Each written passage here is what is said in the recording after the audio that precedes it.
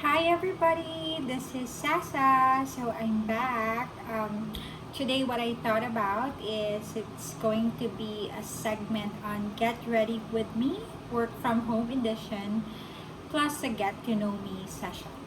So I have actually just taken a bath and I've already put on my moisturizer and my primer. And guys, hindi ako magaling mag-makeup ha. So, pang-basic lang to. In fact, baka nga mali-mali pa yung mga ibang gagawin ko. But for primer, I use this. It's the Maybelline New York Baby Skin Pore Eraser. So, I'm pretty sure merong ibang mas magandang primer, but hindi naman kasi ako magaling mag-makeup, so I don't wanna invest in an expensive primer na hindi ko naman alam. Iba ganito sila. Hindi ko naman alam kung paano siya gamitin or what, but yung condition ng skin ko ngayon is okay naman siya. Parang combination dry to oily skin. There are some areas na dry, there are some areas, especially the T-zone area na oily, and hindi ako flawless, guys. So, marami akong chismis sa mukha. May PCOS ako, so that's polycystic ovarian syndrome. So, I tend to break out. That's due to hormonal imbalance.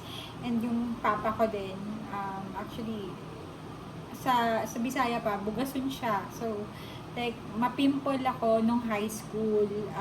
Sa college ko monte na when I started working my periods during the first few years that I was breaking out. Tapos lately pa konti-konti lang naman. So, nung kabataan days, hindi naman conscious or hindi inisip that I would pay for it in the near future. So, yung mga pinagpiprick yung mga pimples. So, meron ako mga pimple scars. But I've already put on the primer as what I've mentioned. And for foundation or yung base makeup, how do you call that? I don't even know. May mga na-try na ako before. My CoverGirl na 3-in-1. Nandun na yung concealer, primer siya at the same time, at saka foundation. But the shade was too light for me. So, I gave it to my sister. She's actually darker than I am. But she does makeup, hair and makeup. So, I just gave it to her para kung mayroon siyang paggagamitan na magamit niya. And then, there was also something that I bought from Maybelline. Kasi I have the Fit Me Maybelline, which was given to me by my cousin, Des. Hi, Des. From Canada. So, dala niya talaga to. I don't even know if the shade is here, but this is in the shade 235 or pure beige. Hiyang ako sa color na to. Tapos may binili ako yung isang isang variant. Hindi siya Fit Me, pero yung I forgot na, pero yung mas matagal siya na magstay compared to Fit Me. Tapos, I also have this. This is a BB cream from a Korean brand. I don't know if I'm pronouncing it correctly, pero I heard from vloggers na this is the SEM here. Yeah, the SEM. It's Eco Soul Porcelain Skin BB Cream SPF 30 PA+++. And hindi ko alam kung anong shade kasi wala namang nakalagay. And 45 grams siya. And Korean siya, so hindi ko siya mababasa kung ano man yan or hindi ko siya maintindihan. But on days na nagmamadali ako noon, pag pumapasok ko sa work, I just wear this. Tapos, na-discover ko yung sa Loreal na Infallible 24-hour fresh wear. Hindi ko gusto yung isa yung naka-tube. It was not fresh wear, pero Infallible din yun. Kasi, pang plakadong makeup yun, and ang dami ko naman chismis sa mukha, so hindi siya pwede. So ito, gusto ko siya kasi it feels lightweight and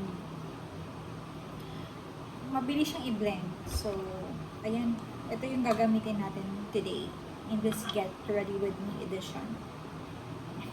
Hindi ko alam kung sinishake ba siya prior to using it. So, ito siya. And then, I'm just gonna apply it or dab it on my face using my finger. And this is in the shade 200 or Golden Sand. So, I'm not sure if this is my shade, to be honest. Pero, pwede na siguro kasi ginamit ko na ito nung pumapasok ako sa office. Tapos later, syempre, lalagyan natin ang ating neck para naman hindi lang yung mukha yung maputi. Tapos for the sponge, this is also something that I bought. I bought this online sa IG from I have a there's an online seller that became my friend na rin. I think her IG name is Makeup Monger PH. I'm just gonna link it down below. Pero ano siya? She's Cebuana but she's based in Manila. Marunong like mahilig siyang mag-makeup. She's very pretty. Tapos dahil mahilig siya mag-order sa I think sa Sephora ata siya nag-order. Ano? Yung mga extra niya binibenta niya. So, pack of 4 to nung binili ko. Tapos naghati kaming dalawa ni Leslie. Leslie is one of the QA managers that I oversee. Nasa ano siya. Siya yung assigned sa Manila team. And then, siputi po siya. Pero promise mag-aano to siya. Magbi-blend siya sa skin later. Hindi ko nga alam kung tama itong ginagawa ko. Pero ganito siya. And then, ano ba? Get to know me edition din pala to. So, my name is Nastasia Sarabia Lazarita. Sarabia is my middle name. Hindi po kami ang may-ari ng Sarabia Optical. I wish, diba? Pero, relatives daw namin yan kasi they are originally from Iloilo. I'm not really sure kasi hindi ko naman na-visit yung side ng lolo ko ng Sarabia sa Iloilo. So, I'm in my 30s. Hindi ko na lang sasabihin yung exact. But I'm in my 30s. I'm a Libra. So, my birthday is October 22. Hindi ko na mention ang year. And, I'm the eldest of 3 sisters from my father's side. So, after me, meron pa akong isang sister, Patty, or her first name is Patricia, and then yung youngest sister namin, Zara. Her real name is Zara Hemla. And I have a half-brother na older sa akin from my mother's side. His name is John. I call him Manong John.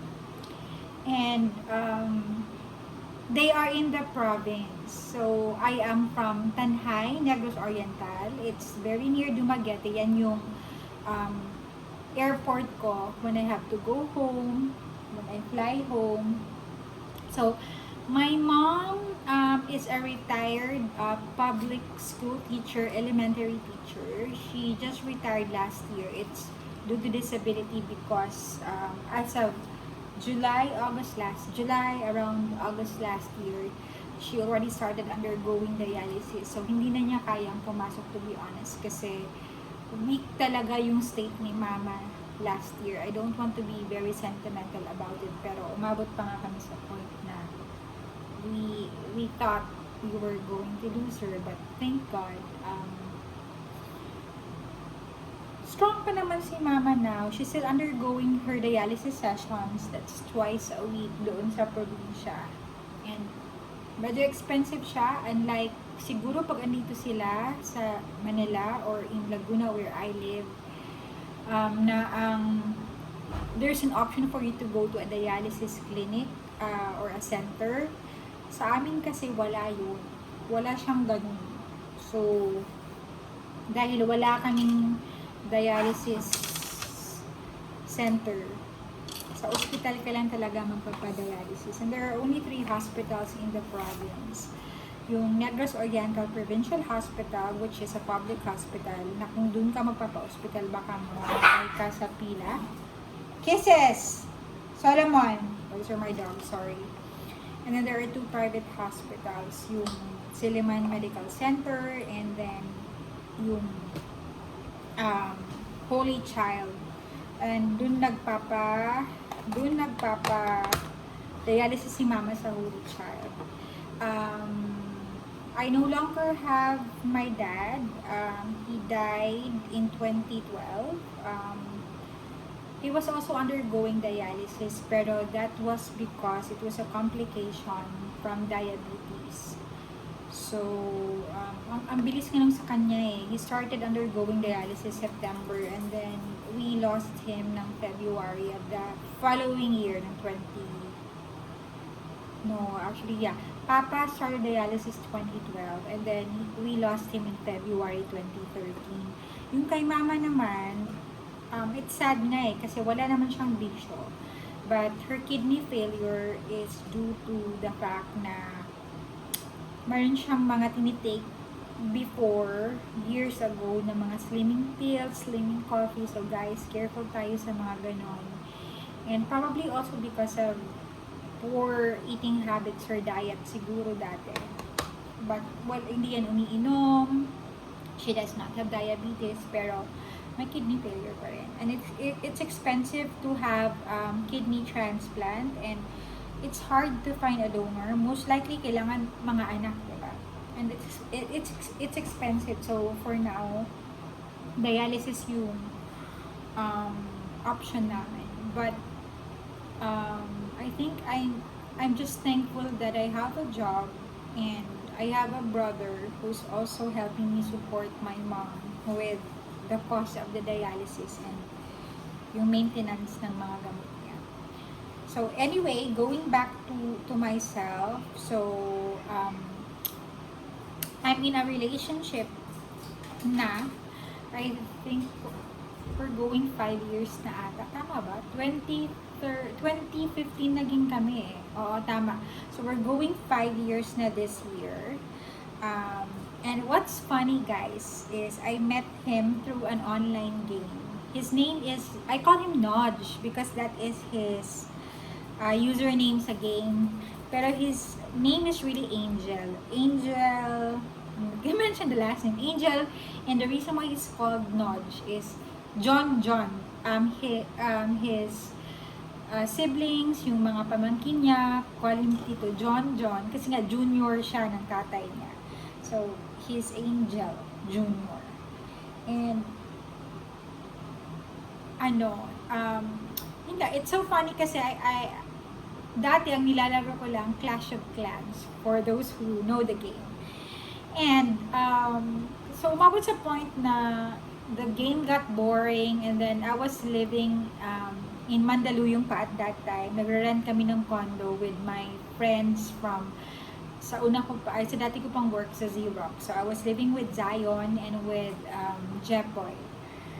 And dinownloadan nila ako kasi they found the game really fun. Super addict sila doon. So nag-download si Jepoy for me and then yung game na yon, it's an online game kasi. So para siyang Ragnarok na there are monsters that you have to build, that you have to rune para malakas. And depende sa type ng monster, depende din sa runes mo kung gaano siya kalakas. And then, meron siyang chat option, but the chat option is usually not to flirt, guys, to find jowa. It's usually to talk about your monsters or yung runes na gamit mo, paano mo i-build yung monster mo para lumakas. And meron kasi siyang, you have to have a profile picture. Others use a fake picture. Ako naman, malay ko bang may makilala ako dun. So, I just use the picture that I had on Facebook. And interesado siya. So, kinarir niya akong kulitin doon. At that time, wala pang private chat doon sa game na yun. It was a public chat. So, hiningi niya Facebook ko. Ayokong ibigay kasi everybody on that channel will see what my Facebook was. So, yung sa kanya yung binigay niya, I added him on Facebook. At doon nagsimula. Nagkita kami. And now, we're almost celebrating our 5th anniversary.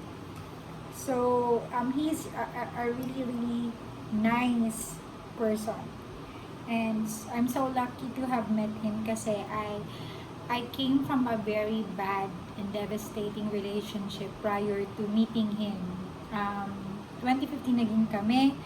My last relationship ended 2012, 2013. Hindi ko nga alam kailan nag-end eh. Kasi nilaban ko yun hanggang dulo. Pero, ayun. But I'm so lucky to have him. Kasi he is very loving, he's very caring. And you can see that hindi lang sa akin, even sa family niya, even sa ibang tao. For me, dun mo kasi makikita kung gaano kabait yung isang tao on how he treats other people. So, aayusin ko lang yung nilagay ko. He is very nice to others. Naalala ko nga dati, bago pa kami, 1 month, unang away namin was nasa trip kami nun sa Ilocos, Pagudpod. May trip kami nun with my housemates, Zion and Japo din, kasama siya. And ang baba ng patience ko, guys. And nainis ako doon kasi paid, yung tour. Tapos, past 12 na, magto 2 p.m. na, wala pa kaming lunch kasi yung sistema nung tour was inaantay yung ibang van bago kami kakain. So, gutom na ako. So, inaaway ko yung driver. And pinagalitan niya ako kasi ang sama-sama daw ng ugali ko. And tama naman siya. So, he keeps me grounded. He reminds me sa mga hindi niya ako tinotolerate pag masama yung ugali ko. And that's what I like about him. Kasi hindi yung alam mo yung mawawala na lang kasi nawala na pala ng gana sa'yo or may mahal ng iba. He tells me when I'm wrong. And kahit pag-awayan namin yan, he tells me when I'm wrong, hindi niya ako tinotolerate na hayaan lang niya akong magmaldita. And then,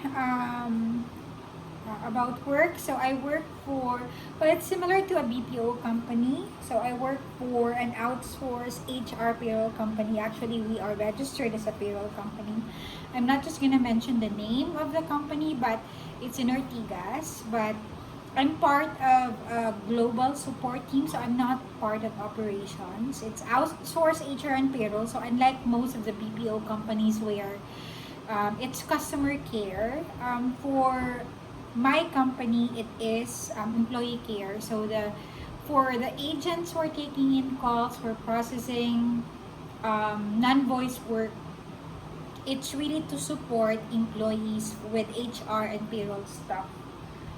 So, I'm part of the support group, which is a global team. I actually have a team in Manila. I have a team in Dalian, in Kochi, in Granada, in Poland, in Buenos Aires, Argentina, and there are also some centers in the US that we support functionally kasi most of the clients that are in Jacksonville, St. John's, Round Rock, Tallahassee, the centers or the sites that we have in the US and Canada, support yung mga government clients, and it is required that they get supported within North America lang. So it cannot be supported offshore. So my team provides support functionally. Mainly, my responsibility is for the quality team, but just this year, or actually starting last year, medyo nag-evolve na yung role ko. So, I'm not just overseeing the quality team of the company, but at the same time, I oversee what we call the reconciliation team. It's also a support team that analyzes discrepancies between different tools. And then, just recently, I also have the OLR and the legal alerts team rolling up to me.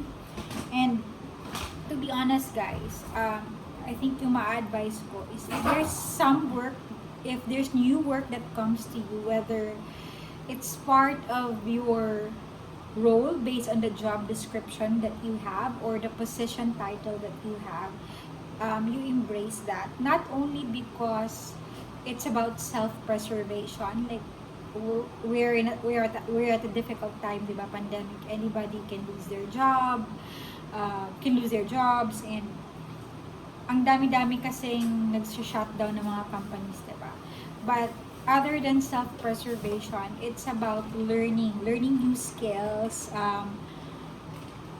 in preparation of your future, because when you learn or when you get exposed to other responsibilities, other towers, other tasks, it doesn't necessarily mean promotion siya, but it's growth because you learn to expand your skill set, na hindi ka lang limited sa QA. You get to learn how operations work, you get to learn a new set of skills that will help define what you want to be in the future or where you want to be in the future. And well, bottom line, it makes you valuable. It's added value to the type of contribution that you can provide to the company that you will be working for. So that's one tip that I always advise my friends, my direct reports, that anything that comes in, as long as it's doable and it's reasonable, you accept that or you embrace that, because in the end, it will always be an added value to you, even to your resume. What else do you want to know about me? So, natigil na tayo sa diba? Wait lang. So, gawin ko na lang muna ang aking blush on. So, for blush on, I use the Sunnies Face Airblush. Ganun siya. Makikita niyo ba? Ayan, Airblush. This is in the shade Disco. So, siya? Cream blush siya. So, you just dab your finger, and then lang siya. You have to be careful with the amount that you put on your finger, kasi blendable naman siya, pero syempre ayaw mo namang magmumukha kang clown, diba? And I'm not really sure, guys, if I'm doing it correctly, pero ito siya. Hindi ako nagko-concealer pag nasa bahay ako. Pero I know I have eye bags and I have dark circles around my eyes. Pero hindi ako nagko-concealer. Although, this is the concealer that I have. It's the Loreal Infallible Fresh Wear concealer. But this is in a very lighter shade than normal. Kaya hindi ko siya masyadong ginagamit. Siya, ang shade nito is, meron bang nakalagay? Wala eh. Pero madalang ko din siyang gamitin even when I was going to the office. Meron din akong isa, which is paubos na nga, the Maybelline Instant Age Rewind Concealer. Ayan. Maganda to. Pero hindi ako makakoncealer ngayon, nasa bahay lang naman ako. So, ganun. Okay na ako sa blush na yan. And then, dati pag pumapasok ako, so ipapakita ko lang sa inyo. Yung favorite brand ko talaga ng blush is NARS. So, I have the NARS Unlawful na blush. And then, I have the travel version of the NARS Orgasm na shade. So, ito yung Orgasm. And then, this is the, tanggalin ko muna yun. This is the Unlawful. Si Unlawful, may pagka-peachy siya eh. So, for now, gusto ko lang gamitin si Orgasm. So, itong aking brush is from Lazada or Shopee ata. Di ko na maalala. Luma na ito, naputol na nga eh. Bibigyan daw ako ni Chris Bases ng panibago. Kaso lang, nag-lockdown tayo. Pero, yung ginagawa ko, pag may ring light na ako, makikita dito, mas clear to siya. Ang ginagawa ko dito was, pinapatong ko to siya kasi yung NARS, meron siyang effect na nag-glitter siya ng slide. Tapos, just a little over your nose para, kunwari, drunk blush. Kung may ring light na siguro ako, makikita niyo talaga. Ganun siya. And then, for pangkilay, ang dati na ginagamit ko was this. This is from the Face Shop. Yung designing eyebrow pencil nila. Where the other end is retractable pencil. And then, the other one is a spoolie. Pero mataba kasi siya, kaya hindi ko siya masyadong gusto kasi hindi siya define. I also tried the Vice Cosmetics. Maganda yun kasi payat. Pero, parang matigas yung pencil. So, hindi siya, mahirap siyang i-blend. So, nakita ko at nagustuhan ko yung sa Sunnies face. This is, what? Can you see that? Yeah. So, this is the Sunnies face Lifebrow Skinny Pencil in Warm Brown. And I also have it, yung kanila Lifebrow Grooming Gel in Warm Brown. So, pag ako ay nagmamadali, yung ano lang, yung mascara lang ang ginagamit ko. Pero, ngayon, try natin gumamit ng eyebrow pencil. Alam nyo, nung high school ako, hindi pa ako nagpa-pluck ng kilay. Ganda yung kilay ko. Yun na yun nila. Pinapatry ko nga siyang patubuin. So, hindi ako magaling na magkilay ha. Pero ganito siya. Ang hirap pong magkilay. Pwede bang sandali ha? Mag-mirror na lang ako. Kasi ang hirap po. Hindi ko siya gusto. Ito na lang. Hindi rin siya clear. Ito na lang pong mas malaki. Mamaya, balikan ko kayo ah. Pero, mahirap po kasi.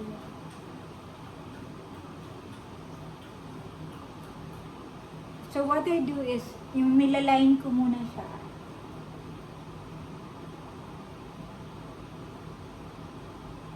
Pero hindi talaga ako magaling magkilay, guys. Ito yung pinaka-hate ko. Dati nga, nung si Chris Basas nasa same company pa, before ako mag-meeting, lalapit ako sa station niya, magpapakilay ako. Kasi, ayun, yun talagang pinaka-hate ko kasi hindi ko alam paano gawin, guys. Hirap na hirap ako. Or kung magawa ko man yung isa, pagdating sa kabila, hindi ko siya magawa. Pero sabi naman nila kasi, our kilay are sisters, but they're not twins. So, hindi mo talaga sila mapapantay.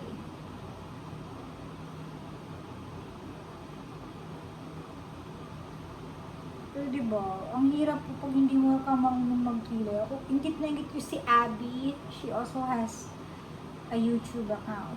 Vlogger yun, marami na yung followers. Ang galing-galing nun magkilay, bilib na bilib ako. Oh, hirap na hirap talaga. Diyos ko, Lord. Okay na ata to. So, ayan na siya, guys. Hindi ko na to lalagyan ng brow mascara kasi mahirap po.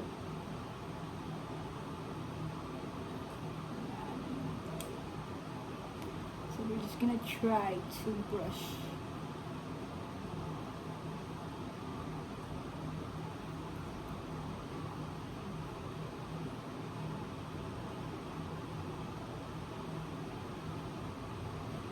Pwede na ata to.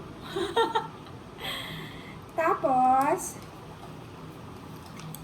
for the lipstick, yung favorite ko kasi dati is yung mga MAC na lipstick, yung mga matte nila. Tapos ngayon, I don't know, parang feeling ko dry na siya. So, nagustuhan ko yung this is Sunny's Face again. This is the Sunny's Face lip cream in lip dip in Obsessed ang kanyang shade. So, what I do, kasi masyado siyang dark, sa totoo lang. So, naglalagay ako dito.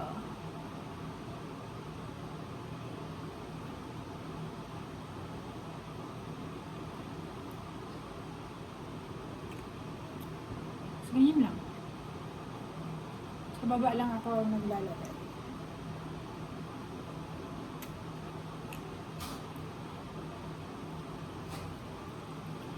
So, ganyan lang po ako mag-makeup. And ito pala, meron yung isa. From Sunny's Face din to siya. This is something that I ordered online. Nung March ata or April ba yun. Basta nilagay ko ito sa IG story ko. But This is supposedly a shimmer stick. So, parang, ano nga yun yung, nilalagay mo dito para mag-shining shimmering yung dito banda mo. May term kayo dyan, di ba? But, Glow Boss ang tawag niya sa Sunnies face. And this is in the shade Mamacita. So, ang ginagawa ko, hindi ko siya ginagawang highlighter pala. Ginagawa ko siya, sa totoo lang,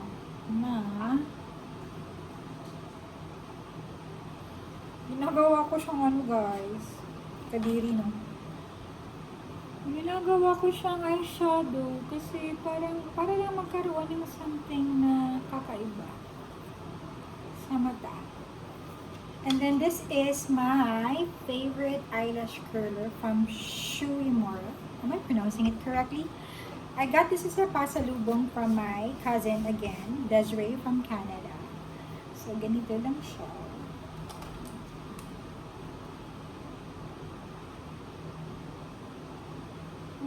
I just try to curl it. Hindi ko ginagaya yung iba ha, na after nila maglagay ng mascara ay nagko-curl sila ulit. Parang natatakot ako na gano'n. Pero kasi hindi naman maiksi yung eyelashes ko. Pero hindi rin siya mahaba. Tama lang. And saan ba yung aking may na-discover akong mascara ngayon. Yung sa Total Temptations, this is also from Maybelline. Ayan. And this is the waterproof mascara. Naku, mahirapan akong kunin ito today. Sige na nga. Ito na lang gamitin ko. Mag-makeup remover ako today. Ayoko siyang masyadong makapal, so kaya ako nagaganito.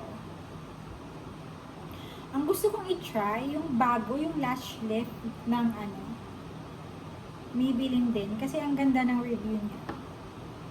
Pero, dali. Tapos, takot ako maglagay sa baba. So, I just put mascara sa top lashes ko.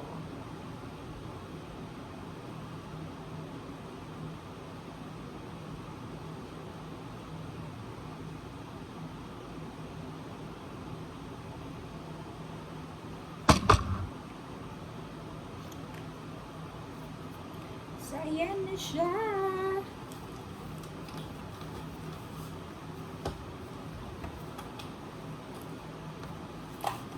Yung iba nagsiset sila ng, diba, powder. Ako, di na ako magsiset dahil dito lang naman ako.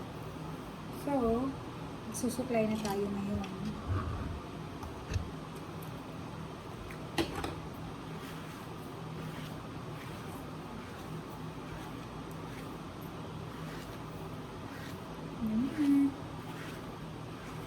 Medyo basa pa kasi yung buhok ko. Pagpasensyahan. Pero layered to. So medyo pag titikwas na ito mamaya. Titikwas na nga niya. Pero ganun siya. And then going back to myself, what else do you want to know about me? I live in Laguna now for 2 years. I used to live in Mandaluyong, as what I mentioned, 5 years ata ako doon or less. And then prior to that, I lived in Pasay, also with not with Japoy, but with Zion and some other housemates na nagsilipatan na rin or may mga kanya-kanyang mga bahay na. And then just recently, Nudge and I are looking for a house that we could purchase na. Kasi mahirap din na nagre-rent lang. To be honest, hindi ko priority ang bumili ng bahay.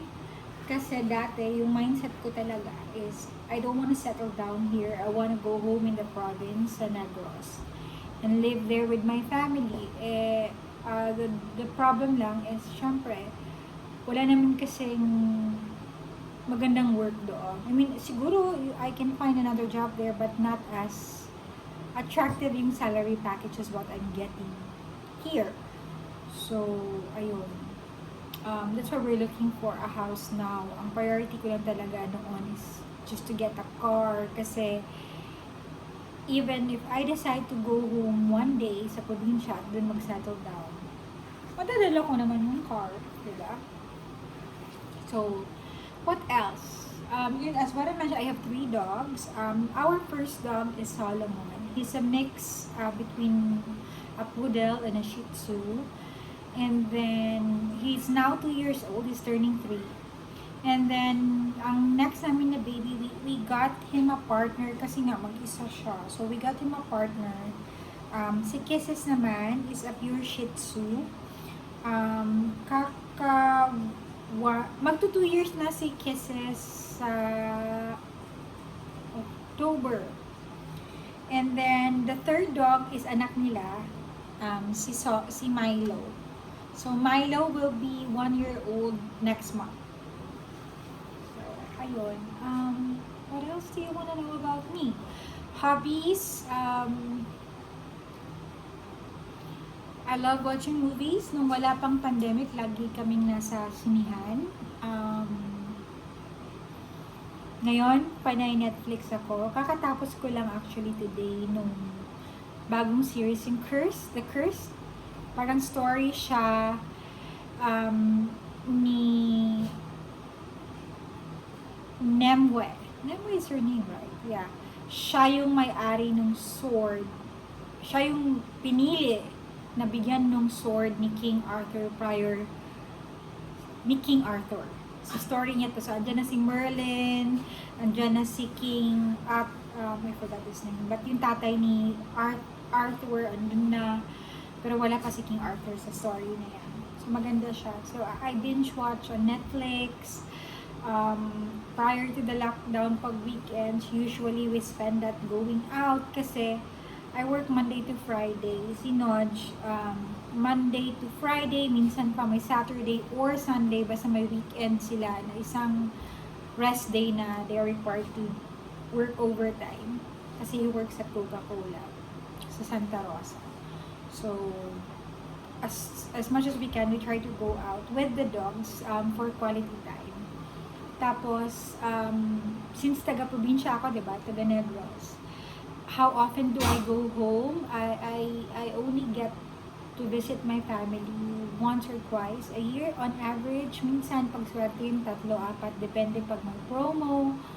I was supposed to go home sana last month, pero di ba pandemic, wala pang flights, and even if there are flights na ngayon, I don't want to spend my vacation leaves in a quarantine facility. So, FaceTime na lang tayo ngayon. And then, I love to shop, as what I've mentioned in my previous vlogs. Usually, I do shopping for my family and loved ones kasi that's how I demonstrate my love for them. Yun yung love language ko talaga. But, I also save kasi na-realize ko yan after my last relationship na alam mo yung nung natapos, as in walang-wala din talaga ako. So, dun ko na-realize that I have no one else to rely to, so I only have myself. So, kailangan din may savings. But at the same time, I also want to pamper myself and my loved ones kasi I deserve that, they deserve it. I think in the next vlogs, actually kanina pinakita ko sa Instagram ko that dumating na yung isang box ko from shipping cart and kakapaship ko lang nung July orders ko via air cargo naman this time, so it will arrive around second week of August. So antayin ko na lang yon before probably I'll do my haul, or maybe gagawa ko ng haul sa weekend kasi I know I did a shopping haul nung weekend, kaso lang may nakalimutan pala akong isama sa vlog. So some of the items, yung Nike that I got for my sister and her boyfriend, and yung mga ibang items na nabili ko na hindi ko talaga nasama sa vlog kasi ang ginagawa ko ba, guys, nag-iipon ako ng mga ipapadala ko sa probinsya because I can't go home, so ipapadala ko na lang. So that's it. If there's anything that you would like to learn about me, don't forget to comment down below, and I hope that you enjoy this vlog kahit hindi ako magaling mag-makeup. So, and somehow you got to know me a little better. And then, don't forget to hit like and subscribe if you haven't, and share with your friends. Thanks for watching. Until the next vlog. Bye!